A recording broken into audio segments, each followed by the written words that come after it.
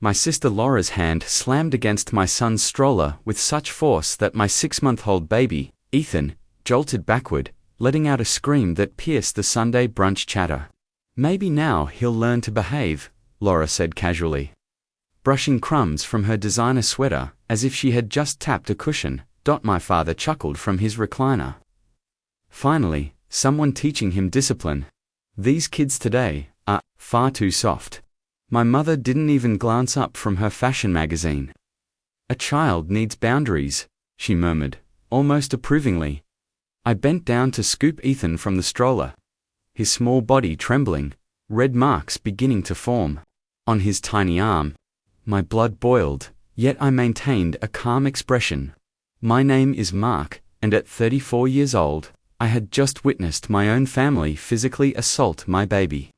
Because he was crying during brunch, what they didn't know was that the entire house was monitored by the security cameras I had insisted on installing last year.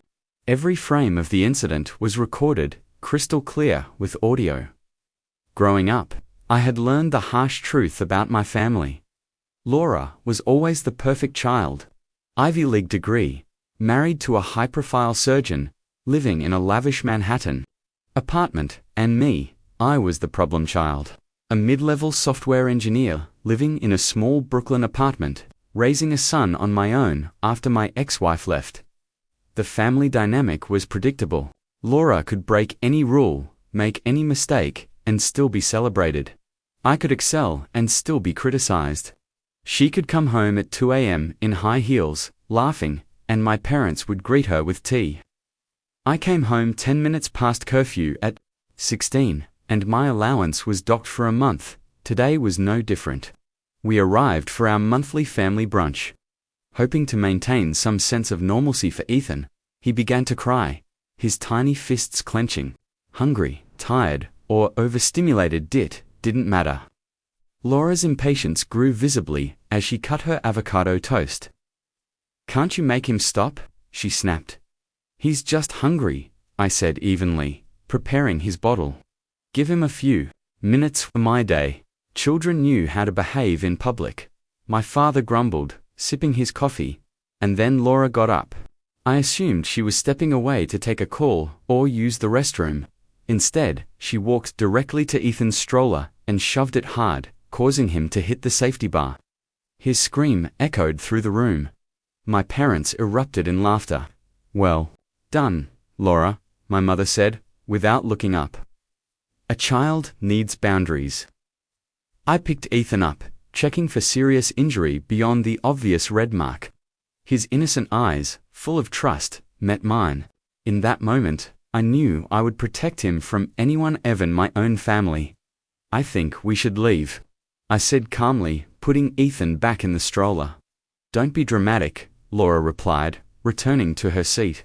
"It's just a little tap to teach him boundaries." "You kicked a baby," I said, voice still controlled. "You're overreacting," my father interjected. "She just showed him where his place is." I gathered Ethan's things and noticed the security system. In the corner, all cameras active, every second recorded. They had no idea, but the abuse was perfectly documented. That night, I sat alone in my apartment, Ethan asleep in his crib, and replayed the footage from the brunch. Laura's shove, the laughter from my parents, it was all there, undeniable, crystal clear. I knew confronting them directly would only provoke more denial, more gaslighting. This wasn't just about proving a point. It was about creating a system where Ethan would never be unsafe. The first call I made was to my friend and legal consultant, Daniel. "Mark, I'm glad you called.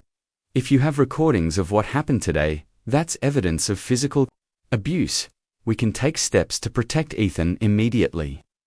"Exactly," I said. "But it's more than just legal. I want to make sure no child in my family, now or in the future, ever experiences what Ethan did today." Daniel agreed. Then we planned strategically. Start with documentation, medical records, and witnesses. You already have the video. That's huge. The next morning, Laura called. Her tone was casual, but there was a hint of unease. "Mark, I heard you were upset about brunch yesterday. Can we talk?" No, we can't, I replied, calm but firm. Not until I know Ethan is safe, and right now, the only safe place for him is away from you. Her laughter faltered. You're overreacting. You've always overreacted. It's just a baby, Mark. Babies cry. They don't get kicked, I said simply, ever.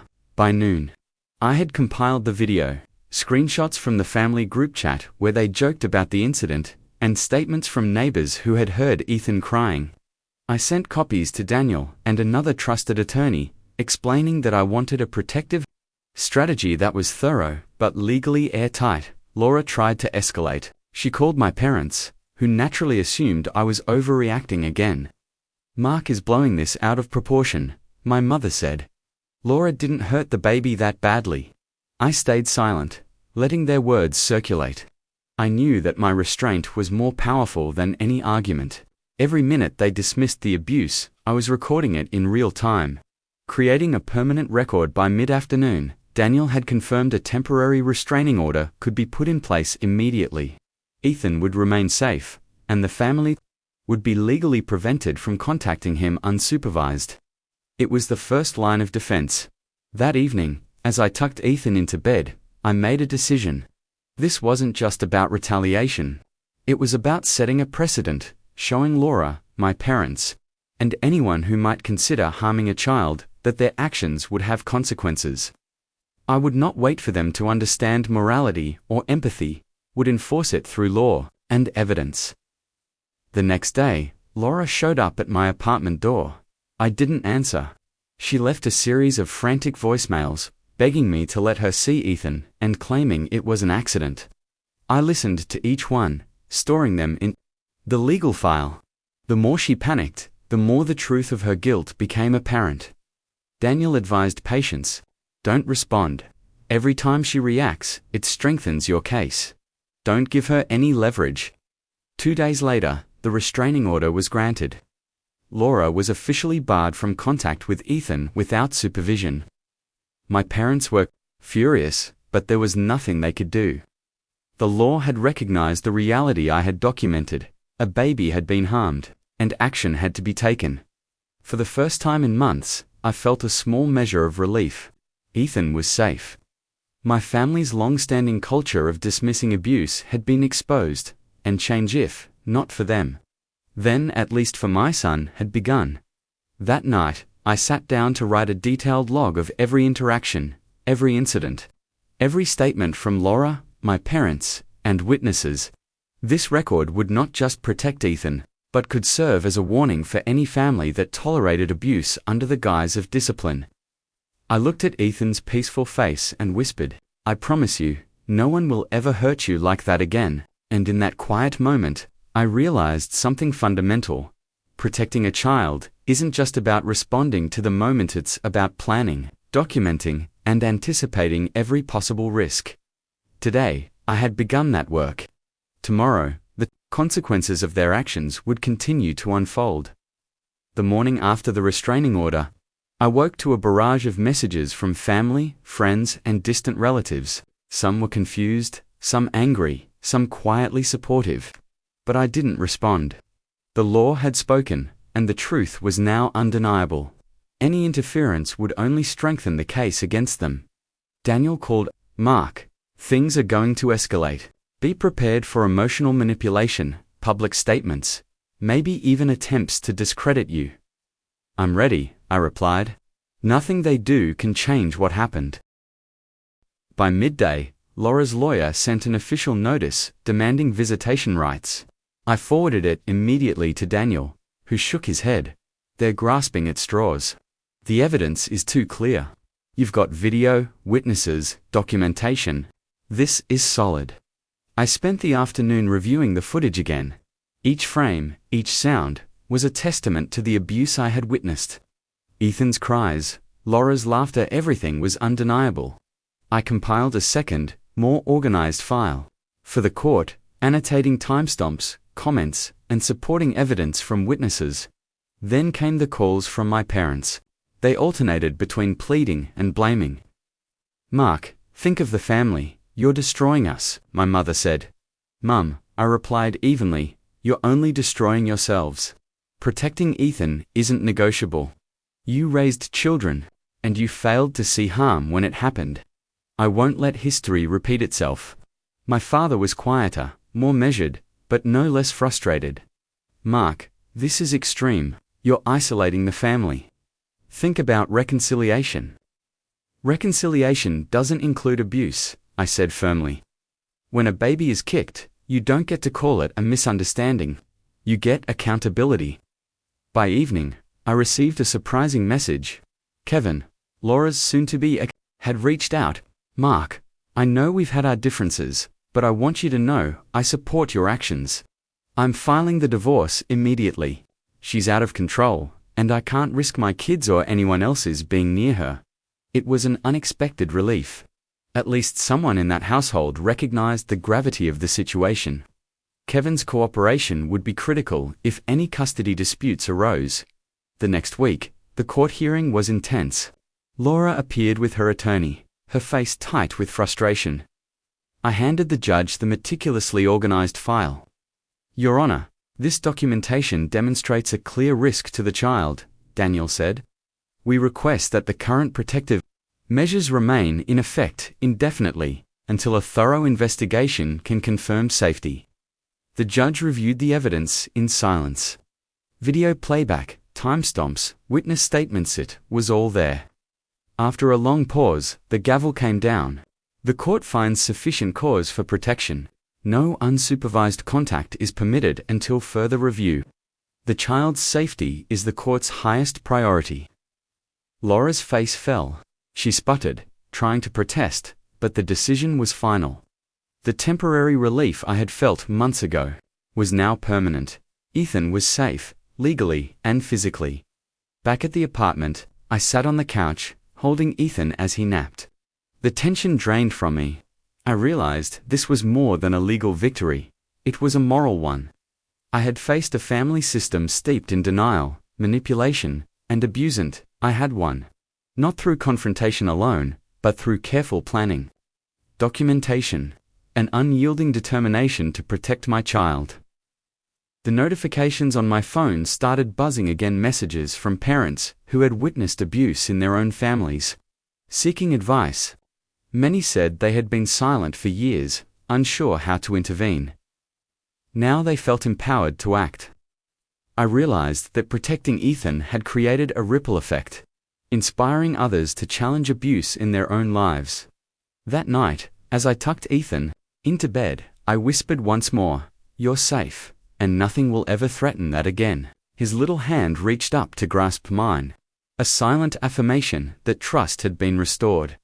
The hardest lesson I learned wasn't about legal strategy or documentation. It was about courage, the kind that requires facing the very people who are supposed to protect a child and demanding accountability when they fail. And for the first time in years, I felt like I had truly begun to break the cycle. The following morning, my inbox was flooded with emails from journalists, child protection organizations, and concerned parents. CNN, ABC, and a few national parenting magazines requested interviews. Each request was carefully considered. Didn't want this to become sensationalized. My goal was to protect Ethan and give other families the tools to act when abuse is normalized. By midweek, Patricia Santos from CNN called again. "Mark, we want to do a feature that goes beyond your story. Can you help us show the systemic patterns of abuse? How families and institutions enable it, and how intervention can save children?" I agreed, yes, but I want to focus on practical steps, on evidence and accountability, not just horror stories. Meanwhile, Laura's attempts to contact me grew desperate. Emails, texts, even calls from unknown numbers claiming to be mediators. I didn't respond. Daniel reminded me, every engagement with her now could weaken the legal protections we've established. Ignore her completely. On Thursday, a message from Kevin brought unexpected clarity. "Mark, she's trying to manipulate me again.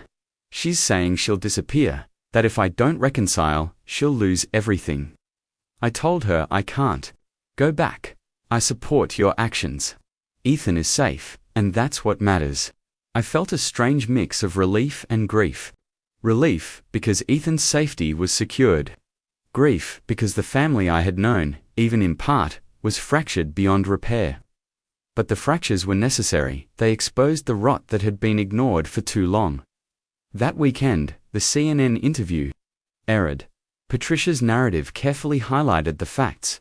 The video documentation, Kevin's testimony, Sandra's compiled evidence, and the broader social patterns that allow abuse to be overlooked. Comments poured in from parents, lawyers, social workers, hundreds, sharing experiences, offering advice, and discussing intervention strategies. For the first time, I realized that our fight wasn't just about Ethan. It was about creating awareness, empowering parents, and breaking cycles of abuse.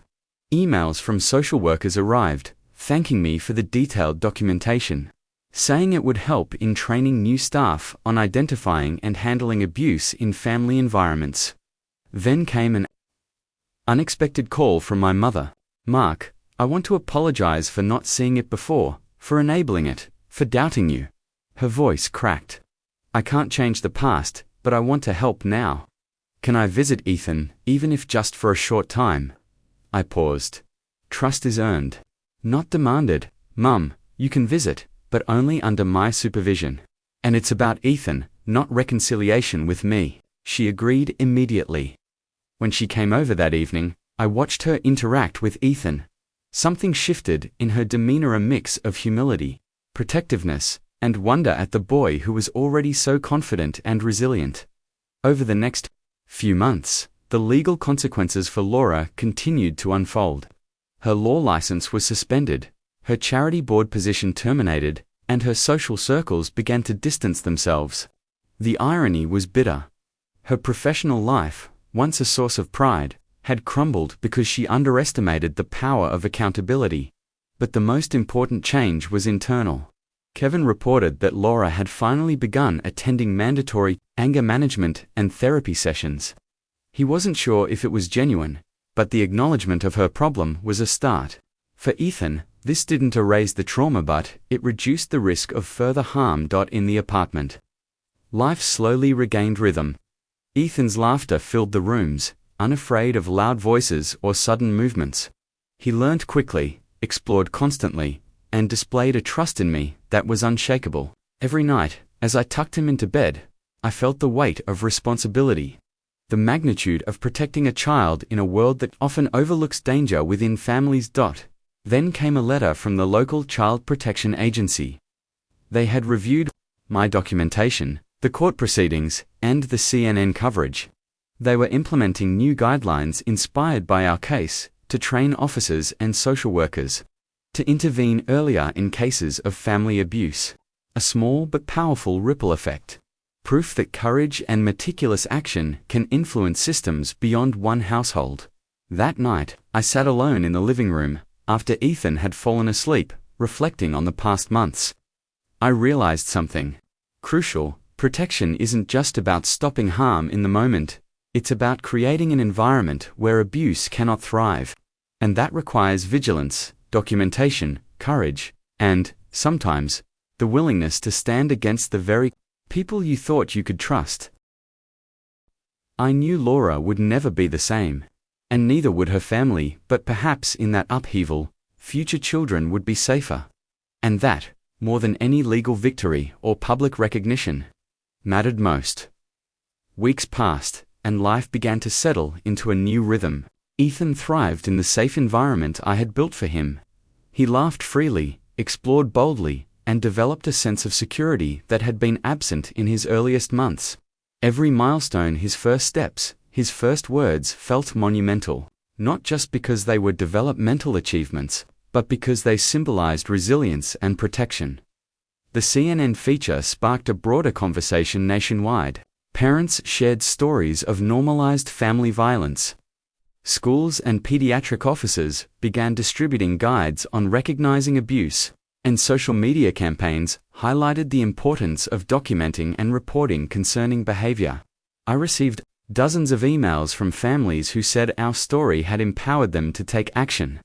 Amid the public attention, Kevin surprisingly became a quiet ally. He didn't reconcile with Laura, but he kept me updated when her therapy progress seemed genuine. "She's finally admitting what she's capable of," he said in one call. "I don't know if it's permanent, but it's a start," I agreed. Change doesn't erase consequences, but it can prevent future harm. My parents' relationship with Ethan grew cautiously. My mother visited weekly, learning slowly how to support without overstepping, while my father contributed to child protection initiatives anonymously. It was clear that while some relationships could not be fully repaired, acknowledgement and action could still make a difference. Professionally, I continued my work as a systems expert, but the focus shifted. I began consulting for organizations that worked on child protection protocols and risk assessment in family services. My personal experience provided insight and credibility I had never imagined. One evening, while putting Ethan to bed, he asked me a question that stopped me cold. "Daddy, why did Auntie Laura hurt me?"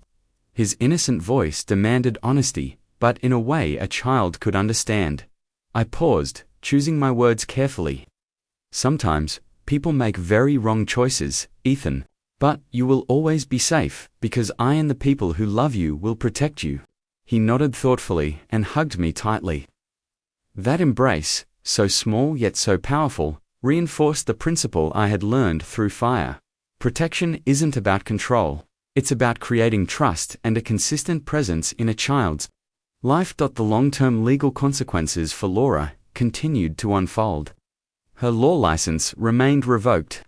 She completed her mandated therapy and community service, and she was barred from working with children.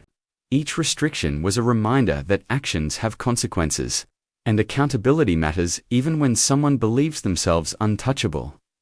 Months later, Paul reached out again. "Mark, the story is still being referenced in training programs across the country. Some organizations are creating formal curricula around your case, using it to teach intervention strategies." I realized then that our fight had extended beyond Ethan's safety. It was shaping systemic change. On a quiet Sunday morning, Ethan and I played with his building blocks. He stacked them high and then carefully knocked them down, giggling uncontrollably. Watching him, I understood that my role as a father wasn't to shield him from all adversity. That's impossible, but to ensure that the danger he did encounter could be recognized, addressed, and prevented from causing lasting harm. Later that day, I received a message from Patricia Santos. "Mark, CNN wants to do a follow-up. They're focusing on long-term outcomes for children in protective custody and families who intervene responsibly. Are you willing?" I hesitated for only a moment before replying. "Yes, but make sure the focus stays on education and prevention, not sensationalism." As the months turned into a year, the pattern became clear. Children who are protected, who see their voices respected, and who are given tools to navigate challenges, develop confidence, resilience, and a profound sense of Ethan was a living testament to that truth, and the lesson resonated far beyond the walls of our apartment. Confrontation and accountability aren't acts of vengeance, they're acts of responsibility. When someone crosses a line, especially involving a child, silence is complicity. Speaking up, documenting evidence, and taking measured ethical action can prevent future harm and reshape social norms. One evening, as I watched Ethan fall asleep, I reflected on the journey. The story had begun with fear, anger, and desperation. But it evolved into something far larger, a movement of awareness, education, and advocacy. Laura had faced consequences, but more importantly, her actions had sparked a ripple effect that could protect countless children in the future. And in the quiet of that moment, I made a promise to Ethan, to myself, and to every child who might face harm unnoticed, that I would continue to act, to protect, and to teach that courage isn't the absence of fear, but the will to do what's right, even when it's difficult. The following months were a study in balance between vigilance and normalcy, between advocacy and parenthood. I wanted Ethan to grow up in a world where protection felt natural, not like a fortress around him. Each day was an exercise in creating an environment where curiosity, joy, and confidence could flourish without fear. School and social interactions became new arenas of vigilance. Though Ethan was still young, I observed closely how he reacted to authority figures, peers, and unfamiliar adults. Early lessons in boundaries became games of understanding, consent, and expressing needs. "No, thank you," he would say, holding up his tiny hand when he didn't want to be hugged. Each small assertion filled me with pride. It was the embodiment of what I had fought for. Professionally, my role expanded beyond consulting. Organizations began inviting me to speak at conferences on child protection systems. I emphasized the importance of documentation, vigilance, and ethical responsibility. But I also shared the human story how one incident, though traumatic, could catalyze systemic awareness and reform. Audiences responded with intense engagement. Many admitted they had ignored subtle warning signs in the past. Others were inspired to take action in their own circles. Kevin remained a cautious but steady presence in my life. Though we never spoke about reconciliation with Laura, he occasionally shared updates about her therapy progress. "She's showing signs of real reflection," he said one evening over the phone. "It's not perfect, but for the first time, she seems to understand the weight of her actions." I nodded, acknowledging the importance of accountability and genuine change. Ethan's development continued to be remarkable. At 18 months, he began stringing together sentences, expressing emotions, and showing empathy toward others. Observing him interact with other children revealed subtle yet profound differences. He listened, waited his turn, and navigated conflicts without aggression. These were lessons he learned not from formal instruction, but from experiencing a consistent, protective environment where respect and communication were modeled every day. One quiet afternoon, my mother came over. She had grown more confident in her role as a grandmother, gently guiding Ethan in play without overstepping.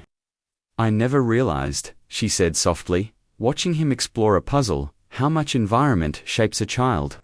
You've done more than protect him, you've given him tools to thrive." Her words struck me. Protection wasn't just about shielding from harm, it was about nurturing autonomy and resilience. Meanwhile, the ripple effects of our story continued to grow.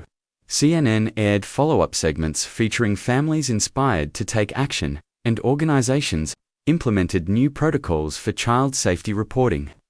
Social media campaigns emphasized the importance of standing up against normalized abuse, and I found myself mentoring parents who were navigating similar crises. Even Laura's transformation, modest as it was, served as a cautionary tale. Her progress in therapy highlighted that accountability paired with intervention could lead to reflection, though not necessarily redemption. The criminal and professional consequences she faced underscored that choices have enduring effects, and actions against children cannot be excused by stress, reputation, or familial loyalty.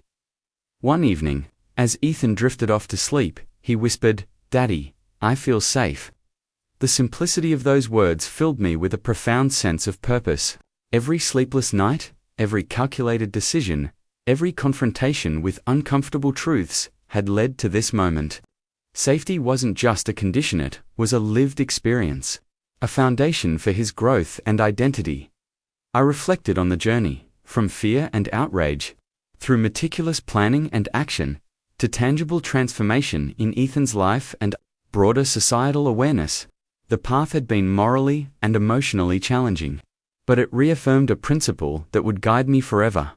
When a child is at risk, the responsibility to act outweighs fear, familial obligation, or social convention.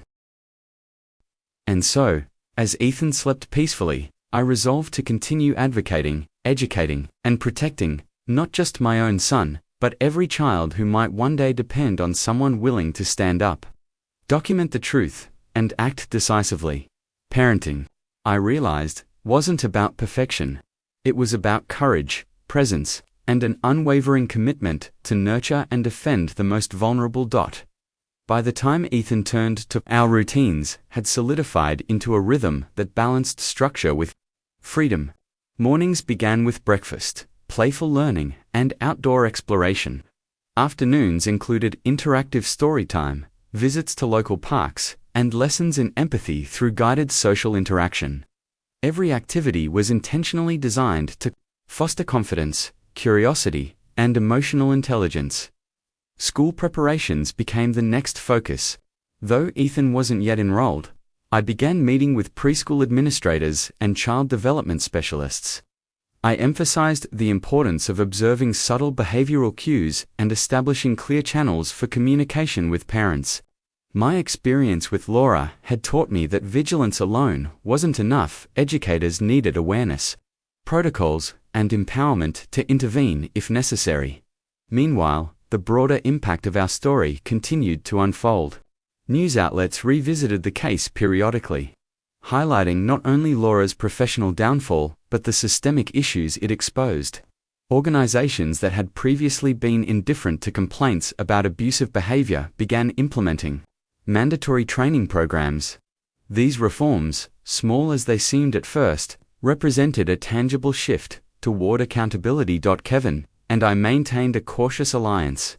He occasionally sought advice on co-parenting strategies for his children, ensuring that the lessons of accountability, boundaries, and protection extended beyond Ethan. Despite past tensions, we recognized a shared responsibility, creating environments where children were respected and safe. Ethan's growth was remarkable. By his second birthday, he had developed a strong sense of self and clear communication skills. He expressed preferences confidently, negotiated minor conflicts with peers, and demonstrated empathy for others. Each milestone was a reminder that consistent, protective care didn't just prevent harm, it actively shaped character. Family visits became more complex. My mother, having seen the positive transformation in Ethan, gradually became a more supportive presence. She often helped with childcare and play, offering gentle guidance while respecting the boundaries we had established. My father, though still distant, contributed through philanthropy focused on child welfare, a silent acknowledgement of past mistakes. The lessons from Laura's downfall remained ever present. She had completed her mandated anger management therapy and community service, but her professional reputation was permanently altered. Any attempts at reconciliation or professional rehabilitation were tempered by accountability. Her story served as a cautionary tale, underscoring that actions against children carry lasting consequences, regardless of status or connections. Professionally, I expanded my work in child protection advocacy.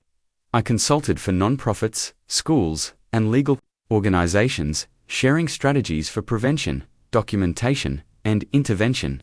Each engagement reinforced a critical point.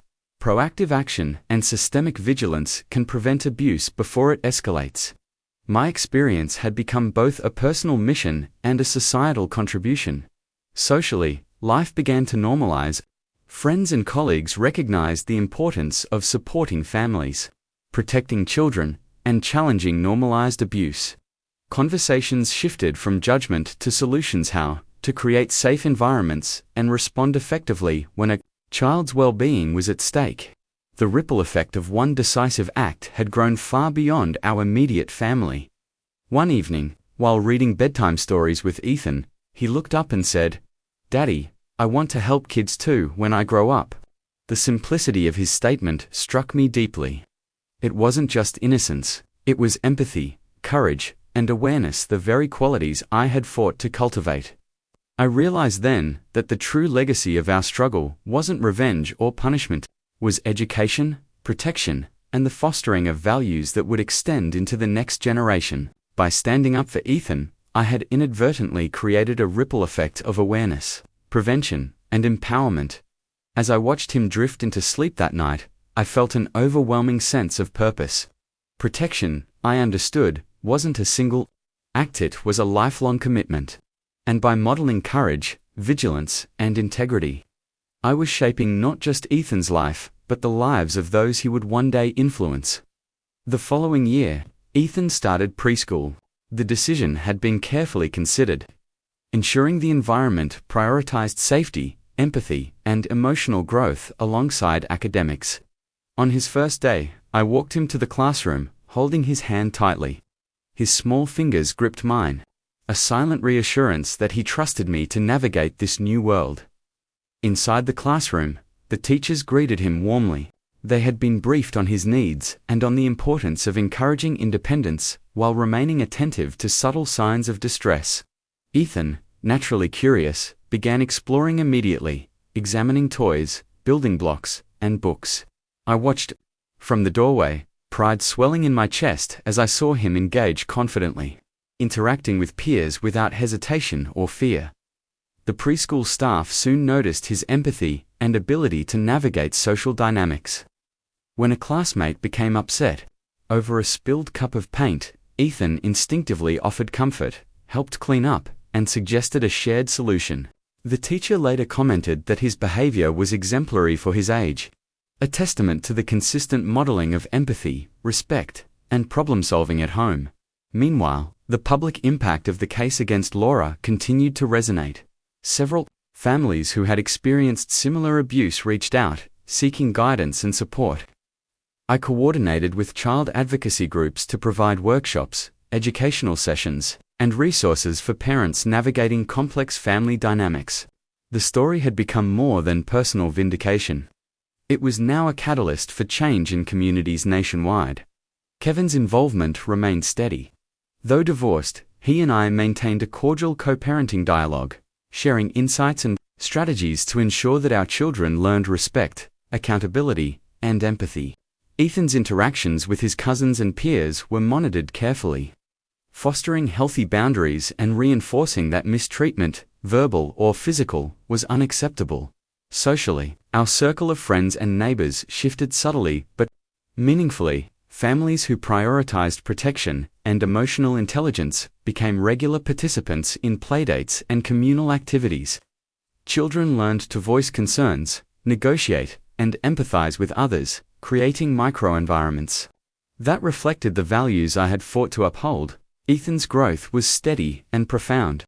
By age 3, he demonstrated early literacy and numeracy skills, but more importantly, he exhibited emotional resilience. He could articulate feelings, recognize emotions in others, and respond thoughtfully to challenges. Each developmental milestone underscored the impact of consistent protection, affirmation, and guided autonomy. One afternoon, while helping Ethan assemble a complex puzzle, he paused and said, "Daddy, I don't want anyone to be scared like I was." His words struck me deeply. This was not merely the innocence of a child. It was awareness, reflection, and empathy.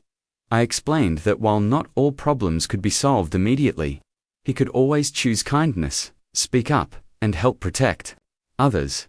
His eyes widened with understanding, a spark of determination already evident. At home, routines had evolved into a blend of structure and exploration. Evenings were dedicated to interactive learning, storytelling, and reflective conversations about fairness, responsibility, and courage.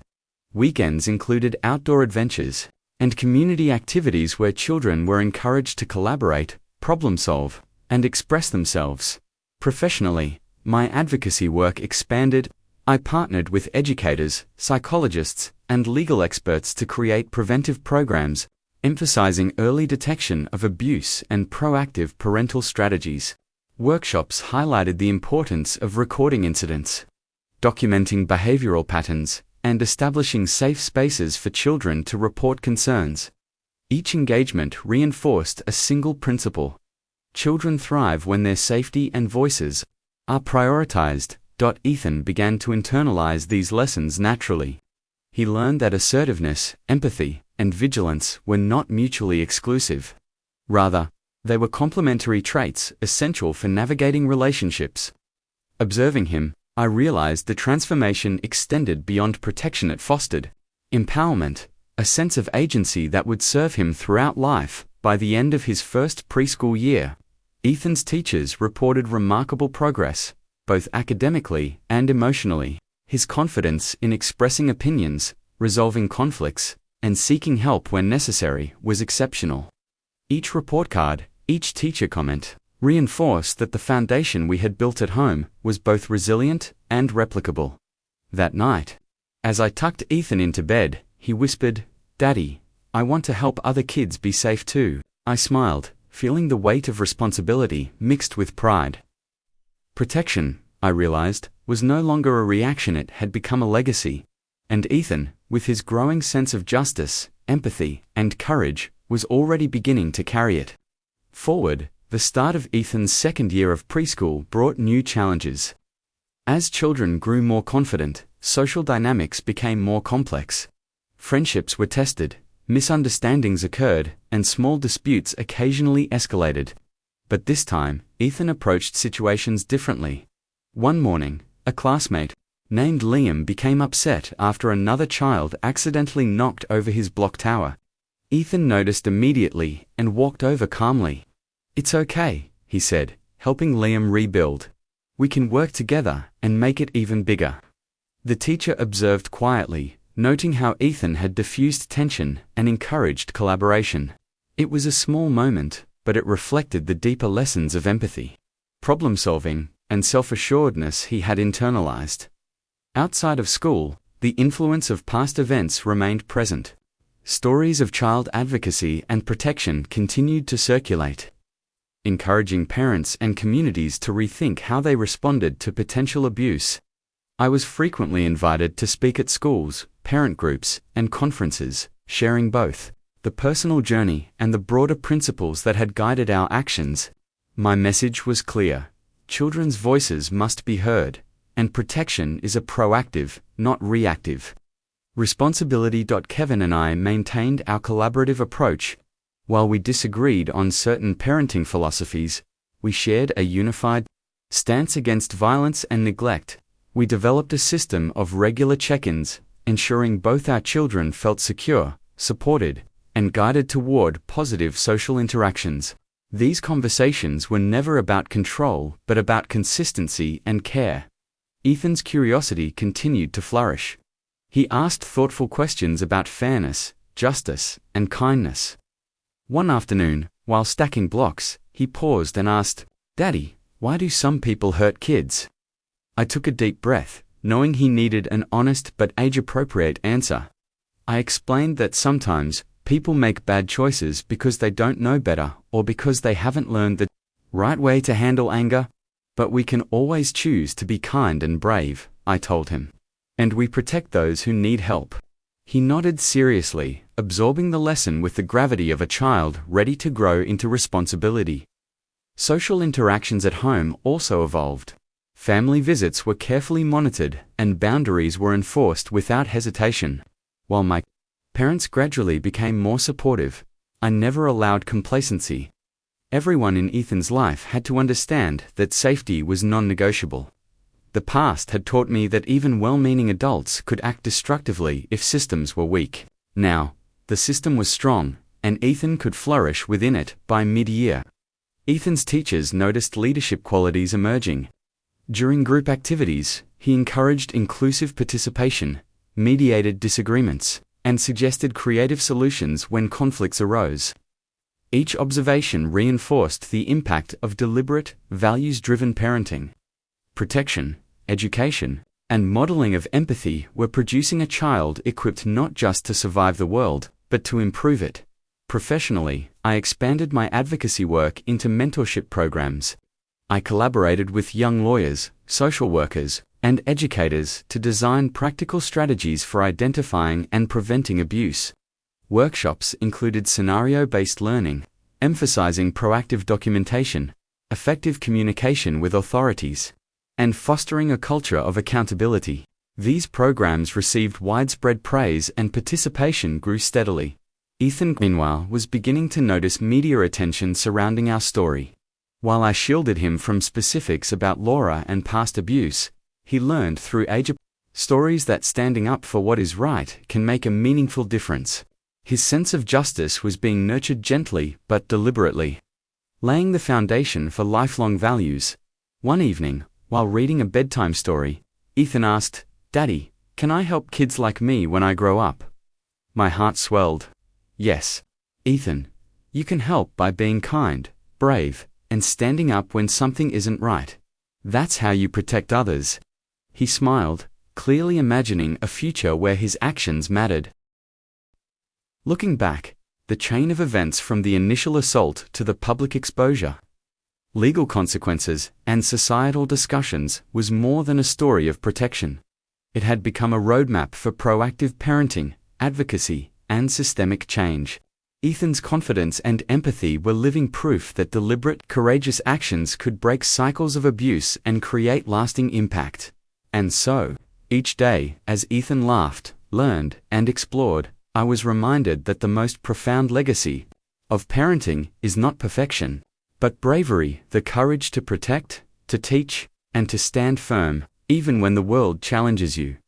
The following year marked a turning point not just for Ethan, but for me as a father. Parenting had become less about reacting and more about shaping a world where my children felt safe, valued, and empowered. The lessons learned from the past were now embedded into daily life, guiding choices, conversations, and even simple routines. Ethan's third birthday arrived, and for the first time, I hosted a celebration without anxiety. The living room was filled with laughter, balloons, and the comforting chaos of children playing freely. For a brief moment, I allowed myself to reflect on how far we'd come. The boy who had once flinched at raised voices was now confidently climbing, running, and exploring. Secure in the knowledge that he was loved and protected, Kevin remained an unexpected but invaluable ally. While we no longer shared the same household, our relationship was defined by mutual respect and a shared commitment to our children. Boundaries were clear, yet communication was open. It was a testament to how even fractured family dynamics could evolve positively when the well-being of children remained the priority. Professionally, my advocacy work continued to expand. I was invited to speak at national conferences, sharing strategies for preventing abuse, documenting incidents responsibly, and supporting children in vulnerable situations. Each presentation underscored a simple truth: protection begins with awareness, courage, and consistent action. People often asked how I managed the balance between work, parenting, and advocacy. My answer was simple: the children always come first. Everything else follows. At home, life settled into a rhythm that balanced freedom with structure. Ethan thrived in an environment where curiosity was celebrated, boundaries were respected, and mistakes were treated as opportunities for growth rather than punishment. He learned that it was safe to speak up, to express frustration, and to seek help when needed. One afternoon, while building a castle with blocks, Ethan paused and looked up at me. "Daddy, I'm glad you protected me," he said earnestly. My throat tightened. "I always will, Ethan, always." The weight of those words was not lost on me. Protection wasn't a one-time act. It was a continuous commitment, a promise to act decisively whenever danger or injustice arose. The final resolution with Rebecca brought closure. Her criminal sentence, mandatory therapy, and professional restrictions were now complete. Paul's follow-up indicated that she had genuinely engaged in rehabilitation. While consequences remained, the narrative had shifted from punishment to reflection and potential growth. It was a reminder that accountability and transformation could coexist. Through it all, I realized the most powerful lessons weren't about legal strategies, media exposure, or societal judgment. They were about integrity, courage, and love. Protecting a child required more than immediate intervention. It demanded vigilance, moral clarity, and the willingness to confront uncomfortable truths. Even within one's own family, looking back, I understood that the experience had reshaped my definition of fatherhood. Being a parent was no longer about fear or anxiety. It was about steadfast presence, active protection, and nurturing the tools for children to navigate life confidently. Thomas and Ethan were living testaments to the impact of consistent, principled parenting. The story of those events, the assault, the exposure, the legal consequences, and the public discourse had become more than personal history. It had become a guide for parents, guardians, and communities striving to break cycles of abuse. My message was clear: children deserve protection, voices deserve to be heard, and courage matters more than convenience. One evening, as Ethan drifted to sleep after a long day of exploration, I reflected on the journey. From the terrifying fear of inaction to the empowerment of decisive steps, the path had been challenging, exhausting, and sometimes lonely.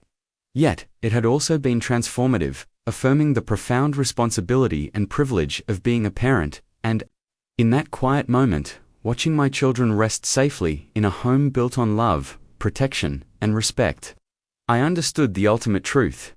Parenting isn't about perfection, it's about bravery. It's about standing firm, speaking truth, and protecting those who cannot protect themselves. It's about shaping a world where children grow up knowing their value, their voices, and their right to safety. The future remained unwritten. But one thing was certain: Thomas and Ethan would always remember that their father was brave enough to stand up, to confront injustice, and to ensure that love and protection were never compromised.